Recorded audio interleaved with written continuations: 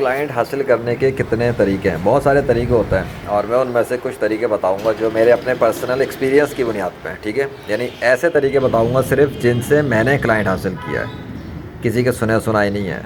और उन तरीक़ों में ऐसे ऐसे तरीके भी हैं जिन पे मैंने 1-1 लाख 2-2 लाख तक के क्लाइंट लिए हैं, बल्कि 5-5 लाख तक के क्लाइंट लिए हुए हैं। Okay, ready? आपको क्लाइंट मिलेगा या नहीं मिलेगा इसकी गारंटी नहीं है, पहले बता रहा हूँ। रिस्क देना, नसीब में सब कुछ शामिल होता है और भी बहुत कुछ अल्लाह के फजल से मिलता है, इसलिए मैं ये पहले बता रहा हूँ। आप चाहे स्टूडेंट तलाश करने के लिए इस्तेमाल करें इस तरीके को, चाहे क्लाइंट तलाश करें, बात एक ही है। आपको कोई आप किसी को ऑफ़र करता है, ठीक है, वो उसे एक्सेप्ट करता है, तब आपको हायर करता है। अब यहाँ ये है कि एक चीज़ होती है कि आपके पास कोई ना कोई स्किल्स होती हैं, ठीक है, जिस तरह यानी कि आप कोई काम कर सकते हैं, ऑफलाइन क्या कर सकते हैं, ऑनलाइन क्या कर सकते हैं, बस ये है कि आप कुछ कर सकते हैं। ओके, टाइपिंग कर सकते हैं, डिज़ाइनिंग कर सकते हैं, टीचिंग कर सकते हैं, हीलिंग कर सकते हैं, दवाइयाँ लिख के दे सकते हैं, किसी के मसले सुन सकते हैं, किसी को अच्छा मशवरा दे सकते हैं। अगर आप कुछ भी कर सकते हैं, अब आगे चलता है, ठीक है, यहाँ से गेम शुरू होता है, because you can do something. अब अगर मैं अभी यहाँ पे खड़ा हूँ, ये मैं मेरे घर की गैलरी में खड़ा हूँ, यहाँ से मैं एक एग्जांपल दे के बात आगे बढ़ाऊँगा। बाहर बाज़ार है, करीब में मार्केट है, अगर मुझे कुछ बेचना है, कुछ दे सकता हूँ, कुछ कर सकता हूँ, तो यही कि मैं सवार उठाऊँगा, जाके बाज़ार में खड़ा हो जाऊँ और वहाँ पे खड़ा हो जाऊँ, क्योंकि पब्लिक आ रही है, मार्केट है भाई, वहीं पे आ रहे हैं लोग, वहाँ आके खड़ा हो जाऊँगा और जो आएगा मुझसे भी पूछेगा, 10 से पूछेगा, मुझसे भी पूछ लेगा, हाँ भाई क्या चीज़ है, कितने की है, मैं उसे प्राइस बताऊँगा, जो ख़रीदार होगा वो ख़रीद लेगा। बाकी मेरी डीलिंग पर होगा ना, मैं उससे कैसे कम्युनिकेट करता हूँ, अच्छे तरीके से, बुरे तरीके से। और बुरे तरीके से बात की जाए तो डेफिनेटली कोई आपसे ख़रीदेगा ही नहीं, क्योंकि जो आ रहा होता है उसे इज़्ज़त चाहिए, इज़्ज़त दो तो वो आपसे ख़रीद भी लेगा। This is the basic thing. अब सेम टू सेम, अगर मुझे बाहर नहीं जाना, मैं घर पे बैठ के काम करना चाहता हूँ, तो मैं क्यों इतने झमेलों में पड़ूंगा, बाहर जाऊँ? नहीं जाऊँगा ना। अब मैंने कहाँ से कमाना है? घर पे बैठ के ऑनलाइन के ज़रिए। ऑनलाइन में आने के बाद असल में इशू होता ही है, मेंटल सारा गेम चूँकि वर्चुअल वर्ल्ड में होता है, जस्ट लाइक आपने अपने हाथ में वीडियो गेम खेला होता है, इंस्टॉल किया, अब आप स्क्रीन पे मोबाइल में टिक टिक टिक खेल रहे होते हैं। बहुत सारे फ्रीलांसर्स खेलते हैं, बहुत सारे लोग खेलते हैं, इसलिए मैं गेमिंग को ही यूज़ करता हूँ। मैं खुद गेमिंग कर चुका हूँ अल्लाह के फजल से अच्छी खासी, तो मैं गेमिंग को एग्जाम्पल पे लाता हूँ, बड़ा ईजी होता है समझना। अब स्क्रीन में आप वर्चुअल वर्ल्ड में आइटम लेते हैं, पिक करते हैं, करेक्टर बनाते हैं, अपग्रेड करते हैं, लेवल्स पे लेवल्स बढ़ाते जाते हैं, स्ट्रॉन्ग होते जाते हैं। शुरू में नहीं समझ में आता, बाद में आहिस्ता आहिस्ता आ जाता है। अगर अच्छा नहीं लगा तो डिलीट कर देते हैं, दूसरा गेम इंस्टॉल करते हैं। अगर आपने स्किल सीखी, पसंद नहीं आई, दूसरी स्किल में जाना है, वो पसंद नहीं आई, तो आप तीसरी कर लें, कोई ना कोई पसंद आएगी, आपको मज़ा आएगा, बाकी लेवल बढ़ते जाएंगे तो आप उसमें एक्सपर्ट हो जाएंगे। नाउ तो पॉइंट यहाँ पर आता है चैलेंज के, उस वर्चुअल वर्ल्ड में जाने के बाद जब आप मुख्तलिफ़ दुनियाओं में जाते हैं, फाइवर की दुनिया, गुरु की दुनिया, अपवर्क की दुनिया, फेसबुक की दुनिया, यूट्यूब की दुनिया, टिकटॉक की दुनिया, ये सारी दुनिया है, अलग अलग दुनिया। आप इसको वर्चुअल वर्ल्ड समझें। आपने अभी इनको वेबसाइट नहीं समझना, कोई नेटवर्क नहीं समझना, कोई प्लेटफॉर्म नहीं समझना, ये सब अलग अलग दुनियाएँ हैं। और आप कहाँ पर हैं? जैसे कि मैं इस वक्त यहाँ इस मोबाइल से बाहर खड़ा हुआ हूँ, ये मोबाइल की स्क्रीन पर मैं किसी भी नेटवर्क में जा सकता हूँ, मीन्स किसी भी दुनिया में इंटर हो जाऊँगा। जिस तरह मोबाइल का जब मैं गेम ऑन कर देता हूँ तो फुल स्क्रीन पे गेम आएगा, तो मैं उस वक्त उस गेम को ही खेलूँगा, और तो कहीं नहीं होता ना फोकस, सारा फोकस, सारी अटेंशन, सब कुछ उस गेम पर होता है जो आपके हाथ में। बस जब बंद कर दिया तो कर दिया। तो जब आपने जिस दुनिया में इंटर होना है, फिर आपने उस दुनिया के इंटर हो जाने के बाद उस दुनिया में फिर वहाँ पर खेलना है, और उस तरीके से खेलना है जैसे वहाँ खेलना चाहिए, जो उसके उसूल हैं, कवानीन हैं उधर के। तो हर दुनिया के अलग अलग कानून हैं, हर जगह का अलग कानून है। जब आप इस दुनिया में आ जाएंगे, जैसे मोबाइल ऑफ़ कर दिया या आप लैपटॉप यूज़ कर रहे हैं, तो फिर आप इस दुनिया के रूल्स पे चलेंगे। भाई अम्मी से कैसे बात करनी है, अब्बू से कैसे करनी है, भाई बहन से कैसे रहना है, बाज़ार से सौदा लाना है, क्या करना है। अब यहाँ तक क्लियर है ना? आप सोचोगे यार बातें सुना रहा है, असल बात बता, मैं वहीं पे आ रहा हूँ, लेकिन जब तक आपको ये थोड़ा बहुत नहीं समझाऊंगा, आपकी हो सकता है कोई और इश्यूज़ हों, तो वो इंशाल्लाह इससे भी वो भी हल हो जाएंगे। Now let's back to the point. मैंने जब वेब डेवलपमेंट सर्विस बेची, जिनके ज़रिए मैंने अल्लाह के फजल से $1 लाख कमाए, सिर्फ वेब डेवलपमेंट, मैंने उसके लिए बहुत सारी वेबसाइट्स ट्राई की थी, ख्वार हो गया था, मुझे कोई प्रोजेक्ट नहीं मिला था, मैं कामयाब नहीं हूँ, मैं फेल पे फेल हो रहा था। जब मैं उस पर गिव अप करके बैठ गया था, मुझे समझ में नहीं आया तो कि क्या करूँ, तो फिर मुझे जो भी कुछ अल्लाह की तरफ से हुआ मामला, तो एक वेबसाइट याद आई, बहुत पुरानी, ये मैंने अपनी पहले भी माजी की वीडियो में शेयर किया हुआ है, ठीक है, अपनी स्टोरीज़ में, तो आप उसमें उन वीडियोस में सुने, आपको पता लग जाएगा। 12 इन शॉर्ट, मैंने फिर फ्रीलांसिंग की वेबसाइट पे जाकर फिर से कोशिश की थी, और वो वेबसाइट मुझे पसंद थी। ये बात बहुत इंपॉर्टेंट है, मुझे वो वेबसाइट पसंद थी ज़ाती तौर पर। मेरा दिल चाहता था मैं यहीं पे काम करूँ, लेकिन वहाँ मुझे समझ नहीं आता था कैसे करूँ, लेकिन मुझे दिल से वो पसंद भी थी। मैं अपनी पसंद के प्लेटफॉर्म पे ही गया। और वो मुझे क्यों पसंद थी, उसकी एक बहुत बड़ी वजह ये थी कि उस प्लेटफॉर्म की मुझे ये चीज़ पसंद आ गई थी कि यहाँ पर बिडिंग करने पे लिमिटेशन कोई नहीं थी। यानी आजकल तो अब तो अपवर्क पे जाओ या इन प्लेटफॉर्म पे जाओ, इतना सत्य बकवास किस्म के सिस्टम चलते हैं कि जी वो इतनी लिमिट लगी हुई है, इतनी बिड करो वरना परचेज़ करो मेंबरशिप। वहीं चक्कर कुछ नहीं था, जो मर्ज़ी अप्लाई करना है करो। सिर्फ ये है कि हर प्रोजेक्ट से 15% कटेगा। यू आर फ्री, फ्रीडम पे काम करने का ऑप्शन था। जितना मर्ज़ी बिडिंग कर लो, आपका बस हर प्रोजेक्ट से 15% कटेगा। मुझे ये बात बहुत पसंद आई थी, इसलिए मुझे वो जगह पसंद आई। मुझे वहीं काम करना था, लेकिन मैं इतने प्लेटफॉर्म पे ख्वार हुआ, इधर गया उधर गया, लेकिन एट द एंड लौट के मैं उसी जगह पहुंच गया। जब काम शुरू किया फिर भी नहीं समझ में आया, फिर लूज़ होना शुरू हुआ, तो मैंने उधर दूसरों के प्रपोज़लों को देखना शुरू किया।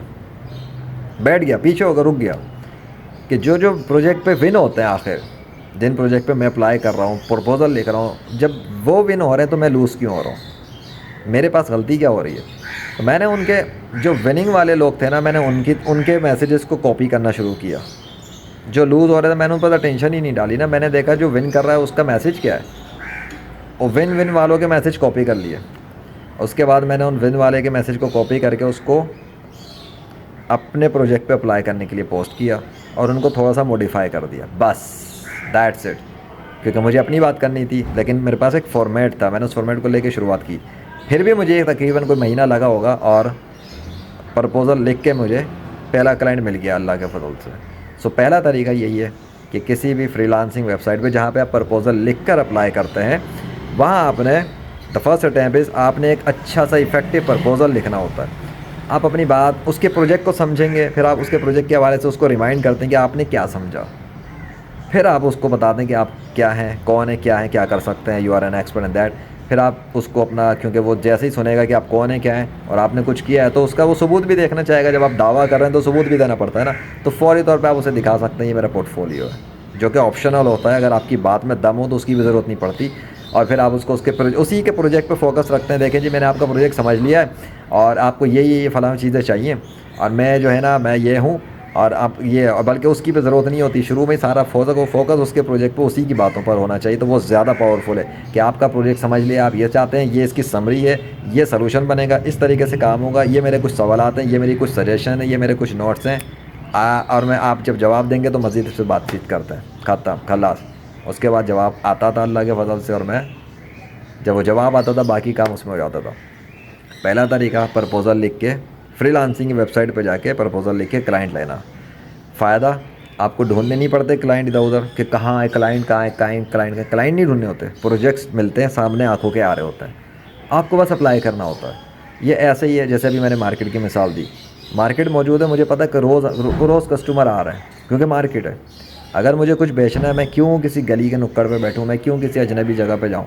मैंने सामान उठाना सीधा नुक्कड़ पर कहीं जाके ठेला बेशक लगा दूँ, जगह पे बैठ जाऊँ, फ़र्श पे बैठ जाऊँ, मुझे अपनी चीज़ बेचने से गर्ज़ है, मुझे कुछ से गर्ज़ नहीं मेरे कपड़े कैसे हैं, मेरे जूते कैसे हैं। भाई थोड़ा साफ़ सुथरा पहन के, अच्छा सा साफ़ सुथरा, अगले को भी देखे भाई कैसे क्या सेलर आया, भाई पढ़ा लिखा नज़र आ रहा है, ठीक है, थोड़ा हेलो हाय इस तरह करके बात की, वो और इम्प्रेस हो जाएगा। इम्प्रेस ही तो करना है यार, बड़ा लिखा बंदा समझदार है तो लोग ज़्यादा अटेंशन देते हैं, ठीक है, इसमें कोई हर्ज नहीं है। नीयत सही होनी चाहिए, आप बिज़नेस करने आए हो, ख़त्म बात। अब उन सब में आप दिखोगे, साफ़ सुथरे दिखोगे तो वो अटेंशन देगा। आप बाकी सेल करना आपका काम है और पैसा दिलवाना उससे अल्लाह का काम है, क्योंकि दिल तो अल्लाह पर लगता है। So one thing is that clear. दूसरा तरीका, जब मैंने वेब डेवलपमेंट के अंदर कमाया, मेरे पास और भी तरीक़ों के ख्याल आए, और भी कोई तो तरीके होंगे ना। फिर मुझे पैसिव इनकम का भी पता लगा, मैंने दूसरों की सक्सेस स्टोरियाँ भी सुनी। किसी का पढ़ा था कि यूडेमी पे उसने 1 लाख डॉलर नहीं, हाँ 1 करोड़ पाकिस्तानी रुपीज़ कमाए। आई थिंक ये कौन था यार, मुझे उसका नाम इस वक्त याद नहीं आ रहा। अब्दुल वली आई थिंक नाम था, आप सर्च कर लेना। उसने 1 करोड़ कमाया था यूडेमी से। उसने अपनी सक्सेस स्टोरी शेयर की, हम भी चल पड़े, दौड़ पड़े। फ्रीलांसिंग से ज़रा माइंड थोड़ा कटना शुरू हो गया, यार पैसिव इनकम में इतना है तो कौन पागलों की तरह क्लाइंट ढूंढे ना, पैसे भी चला देते हैं, हर महीने लाखों करोड़ों आ रहे होंगे तो कौन मेहनत करे इतनी। तो वो तजुर्बे का था, मुझे उस वक्त एक्सपीरियंस नहीं था टू बी ऑनेस्ट। ये दूसरा तरीका है। मैंने और भी तरीके इसके अलावा हैं, लेकिन मैं भी बताता हूँ और मैंने किन तरीक़ों से कमा भी लिया। अब ये क्लाइंट वाला नहीं है, लेकिन ये कमाने का तरीका आ गया।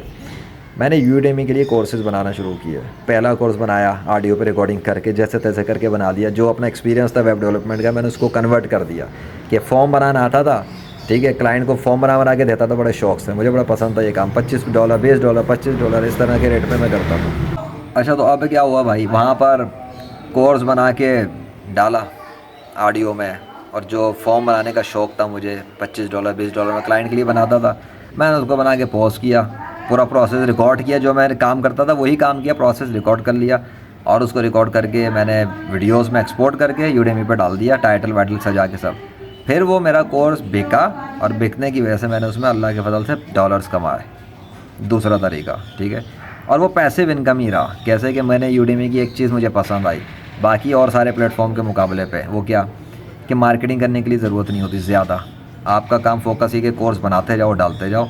मार्केटिंग यूडेमी वाले कर रहे होते हैं, प्रमोशन वो लोग कर रहे होते हैं, डिस्काउंट वो लोग दे रहे होते हैं। इसी वजह से वो अपना कमीशन वो रखते हैं कि भाई हर कोर्स की शेयर पे इतना कमीशन उनका है। हाँ, और उसमें बहरहाल एक चीज़ है कि यूडेमी पे इतना प्रॉफिट भी नहीं मिलता, इतना प्रॉफिट नहीं है जितना बहुत सारे लोग मार्केटिंग वाले बोल के बताते हैं ना कि यूडेमी पे करो। इतना नहीं है, झूठ बोलते हैं। असल में आपके हर कोर्स पे आपको $5, $10, $1, $2 इस तरह मिलता है। और बिलफर्ज आपकी को बहुत सेल हो रही हो तो एक अलग रेशो है। आप जैसे खुद अपना स्टूडेंट ले आएँ और वो वहाँ पे परचेज़ कर ले तो आपका प्रॉफिट अच्छा हो जाता है, वरना इतना प्रॉफिट नहीं होता। यानी कि अगर $200 भी लगाएं तो वो $200 पे आपका कोर्स नहीं बिक रहा होता, बल्कि बहुत डिस्काउंट पे होता है। और ये सबको पता ही है जो ख़रीदते हैं वहाँ पे, कि डिस्काउंट की वजह से स्टूडेंट जाते हैं। लेकिन बेनिफिट, कोर्स बनाते जाओ, पोस्ट करते जाओ, बनाते जाओ, धड़ाधड़ पोस्ट करते जाओ, लेकिन रिलायबल कोर्स डाल लें, ठीक है, ताकि कोई सीखे। सो ये दूसरा तरीका है। उसमें भी डाला, उसमें भी बनते बनते अल्हम्दुलिल्लाह मेरे $1000 से ज़्यादा ऊपर क्रॉस करता हुआ निकल गया। जब मैंने एक चीज़ लास्ट टाइम चेक किया तो मुझे पता लगा कि मेरी इनकम कितनी जा रही है। तो आई मीन कि आप ये देख लें कि मैंने उस पर जाके कोई ख़ास मेहनत नहीं की सिवाय कोर्स डालने के, टाइटल इंप्रूव वगैरह करने के। लेकिन मैं अपने बाकी सारे और काम करता रहा, पढ़ता रहा, सीखता रहा, स्किल्स अपग्रेड करता रहा, और दीगर मेरे स्पिरिचुअल जो भी एक्सपेरिमेंट्स थे, मैं अपनी दूसरी जगहों पे मसरूफ़ था। मेरी वहाँ पर कोर्स सेल हो रहे थे, हर महीने कुछ ना कुछ मेरी इनकम वहाँ बन रही थी। हो गया दूसरा तरीका। और तरीका क्या था, मैंने डायरेक्ट क्लाइंट ढूंढने की बड़ी कोशिश की। एक वक्त तक मैं बिल्कुल नहीं जानता था how to find direct client. मतलब ये पता था फ्रीलांसिंग प्लेटफॉर्म पे तो हैं, लेकिन इस दुनिया से निकलने के बाद कुछ नहीं पता। जैसे एक बंदा लट्टू की तरह घूम रहा है ना, कुछ नहीं पता कहाँ जाएँ किधर जाएँ। बड़े एक्सपेरिमेंट्स किए, हज़ारों से ज़्यादा मेरी पोस्टें बर्बाद हुई हैं, फेल, यानी कि जिसको हम कहेंगे कि उसका कोई नतीजा ही नहीं निकला। हज़ारों से ज़्यादा पोस्टें फेसबुक के ऊपर ही मेरी ऐसे ही गई हैं, कोई नथिंग, नो रिज़ल्ट, नथिंग। इतनी प्रपोजल, इतने ऑफ़र्स, इतने मैसेजेस। हालांकि फ्रीलांसिंग की दुनिया में टॉप 1% रैंक हासिल मैंने किया था अल्लाह के फजल से, लेकिन मेरा वो तरीका डिफरेंट था। वहाँ प्रोजेक्ट सामने होता था, यहाँ तो कोई सामने ही नहीं था ना। इधर लिखने के लिए मेरी मत्था मारी गई थी कि क्या करूँ भाई मैं, कैसे आता है क्लाइंट यहाँ पर। और जिनके बाद जाओ बहुत सारी वीडियोस देखी, लेकिन एग्जैक्टली वो चीज़ नहीं मिल रही थी जो मैं चाह रहा था। आई मीन के लोग एग्जैक्ट प्रोसेस वो चीज़ उस तरह दिखा के नहीं बताते। वो फिर एक वक्त था, फिर मुझे वो ऐसी चीज़ें भी मिली। लेकिन मेरे अपने तरीक़ों में जो आया, एक होता उनका मैंने सीखा जो था वो क्या था, उसको छोड़ दें। अब मेरे तरीक़ों में जो आया उसमें से एक और क्या था, जब मैंने स्पिरिचुअल हीलिंग सर्विसेज देना शुरू की, जब मैं अपने रूहानी उस्ताद के साथ मिलकर काम कर रहा था और हम स्पिरिचुअल सर्विस पे आए। मेरा काम ही था कि मैं क्लाइंट ढूंढ रहा था इसके जो लाइलाज मरीज़ हों, उनको ऑफ़र करनी थी मुझे सर्विस। तो मैंने फ़ेसबुक पर गया, वहाँ पर फ़ेसबुक के ग्रुपों में, ये कोरोना के टाइम की बात बता रहा हूँ, ठीक है, मैंने बड़े एफ़र्ट्स किए थे। उस वक्त की मेरी माजी की वीडियो देख ले रहा है मैं कोरोना पे मैं क्या काम कर रहा था और क्या कुछ हुआ। सो उन एक्सपेरिमेंट्स के अंदर भी मैंने बहुत कुछ सीखा, बड़े बुरे एक्सपीरियंस भी रहे। लेकिन क्लाइंट कैसे मिले, मेडिकल के ग्रुप्स में गया जहाँ पे मरीज़ अपनी पोस्टें कर रहे होता है, क्योंकि मुझे हीलिंग सर्विस देनी थी। हीलिंग किसको चाहिए होती है, पेशेंट्स को। पेशेंट्स कहाँ पर होते हैं, मेडिकल के डॉक्टरों के ग्रुपों में। That is a simple thing. अगर आपने ये चीज़ समझ ली, फिर आपको क्लाइंट ढूंढना आसान हो जाएगा अपनी सर्विस के लिए। क्योंकि आपको ये पता, बस ये पता होना चाहिए कि जो आप सर्विस दे रहे हैं वो किसने ख़रीदनी है, वो किसको ज़रूरत होगी उसकी। जिसको उसकी ज़रूरत होगी वही आपका टारगेट क्लाइंट है। बस आपने वहीं पहुँचना है जो जिन ग्रुपों में बैठा होगा। मैं गया, मैंने देखा मेरे सामने पोस्टें हो रही थी, एक ने अपना बताया उसे ये मसला है, उसे ये मर्ज़ है, उसे फ़लाँ मर्ज़ है। मेरा फोकस ये नहीं था, मुझे चाहिए थे लाइलाज मरीज़। जहाँ जहाँ मुझे ऐसे केसेस दिखे जैसे कोरोना के टाइम पे आए कि वेंटिलेटर पे कोई है और डॉक्टरों से मतलब लाइलाज कर दिया डॉक्टरों ने और बड़े मसले हैं। जब मेरे सामने वो पोस्टें आई तो जिन लोगों ने वो पोस्टें की थी मैंने उनको इनबॉक्स में मैसेज किया, दैट्स इट। और इनबॉक्स में मैसेज करके मैंने उनसे बातचीत की, सेल की ऑफ़र नहीं की, अपनी बात की, उनके पेशेंट के हवाले से पूछा, सवाल पूछा क्या कंडीशन है क्या है, फिर उनको बताया मैं मदद कर सकता हूँ आपकी ठीक करने में। फिर उन्हें तजस्सुस हुआ कौन है आप क्या है इस तरह से। तो बस इस तरीके से उन जिनसे बातचीत हुई उनको मैंने क्लोज़ किया अल्लाह के फजल से, और उनसे फ़ीस ले लेके उनके केसेस पे काम हुआ। इस तरह मुझे फेसबुक के ज़रिए क्लाइंट्स मिले। आप इसको आप रिवर्स कर लें, रिवर्स इंजीनियर अपने काम पे आपको डिज़ाइनिंग सर्विस देनी है तो डिज़ाइनिंग की किसको ज़रूरत होती है, वीडियो एडिटिंग की किसको ज़रूरत होती है, कॉपी राइटिंग की किसको ज़रूरत होती है। ज़्यादातर तो बिज़नेस ओनर्स होते हैं, बिज़नेस करने वाले जिनकी वेबसाइट्स होती हैं, जो वेबसाइट चला रहे हैं, ई कॉमर्स पे स्टोर चला रहे हैं, उनके ग्रुपों में जाएंगे इंशाल्लाह वही मिलेंगे आपको वहाँ। ख़त्म बात। फ़िलहाल इतना ट्राई करें, बाकी इंशाल्लाह फिर कभी। अल्लाह हाफ़िज़।